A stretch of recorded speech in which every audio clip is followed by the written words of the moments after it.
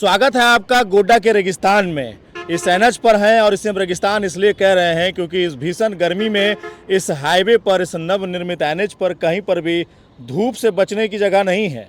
और आप लोग अगर चल रहे होंगे तो आप लोगों को भी भली भांति पता होगा कि अगर रास्ते में किसी की गाड़ी खराब हो जाती है, 2 पहिया 4 पहिया, तो उसे इसी धूप में सफ़र करना पड़ेगा। चाहे उस गाड़ी के अंदर उसके परिवार ही क्यों ना हो, उसमें खुद इंसान ही क्यों ना हो। इंसान तो छोड़िए, अगर इस सड़क पर जानवर भी चलेंगे तो उसे भी छांव नसीब नहीं होने वाला। एनएच बनने के समय में जितने भी पेड़ काटे गए, क्या उतने पेड़ लगाए गए? इस बात का सवाल लगातार लोगों के मनों में है, लेकिन शायद इसका जवाब ये है कि शायद नहीं लगाया गया है। अगर लगाया गया होता तो आपको हसडिया से लेकर के मगामा तक में सड़क किनारे आपको वो पेड़ दिखते, जहाँ पर कि आप जब चल रहे होते होंगे, जब आपको धूप लगता है तो आप रुकते या फिर उस छांव का सहारा ले सकते, लेकिन नहीं। अब आपको हम ये भी बताते हैं कि इस वक्त जो हम खबर बना रहे हैं, दिन के 1 बज रहे हैं और तापमान तकरीबन जो है कि वो 41 डिग्री सेल्सियस पार कर चुका है। जब इस पर चल रहे हैं तो गर्म धूप के जो थपेड़े मुंह पर लग रहे हैं, जो नाक से होकर के अंदर तक जा रहे हैं, वो साफ साफ गर्मी का एहसास महसूस करा रहे हैं। आपको हम ये भी बता दें कि आने वाले दिनों में ये गर्मी जो है वो कम नहीं होगी बल्कि बढ़ेगी ही। 44 डिग्री जो है तापमान जाने का अनुमान लगाया गया है। लेकिन हमारा ये एनएच, ये डामर तो बिछ गया, लेकिन पेड़ कहाँ गया? चकाचौंध लाइटें तो मिली, चकाचौंध सड़कें तो मिली, लेकिन क्या इस पर कहीं पानी पीने की व्यवस्था है? क्या लगाई गई वो जगह जहां पर कि आदमी रुक कर पानी पी सके?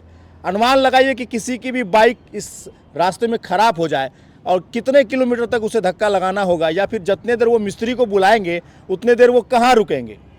क्या उन्हें छांव नसीब होगा? ये सड़क वही है जो कि नवनिर्मित हुआ है, इससे सहूलियत तो लोगों को मिली है वाकई 100%। और आपको हम ये भी बताएं कि लगभग 90% कार्य लगभग पूरा हो चुका है। सड़क पर अब लोग चलने लगे हैं। रफ्तार सभी गाड़ियों की 100 से करीब रहती है, चाहे वो मोटरसाइकिल हो या फिर कार हो। बड़े बड़े गाड़ियां इस पर अब चलने लगी हैं। लोग इसका फ़ायदा और उठा रहे हैं और लोगों का समय भी बच रहा है। लेकिन सवाल बहुत सारे हैं। क्या इस धूप में, इस चिलचिलाती धूप में ये एनएच हम लोगों को राहत महसूस करा रहा है? पहले वाली सड़क ही अच्छी थी ना साहब, जहाँ पर वृक्ष हुआ करते थे, ठंडी हवा तो मिलती थी। जब गोड्डा से पथरगामा की ओर, मगामा की ओर हम लोग चलते थे, तब कहीं कहीं रुक करके सड़क किनारे छाँव में इंतज़ार भी कर लिया करते थे।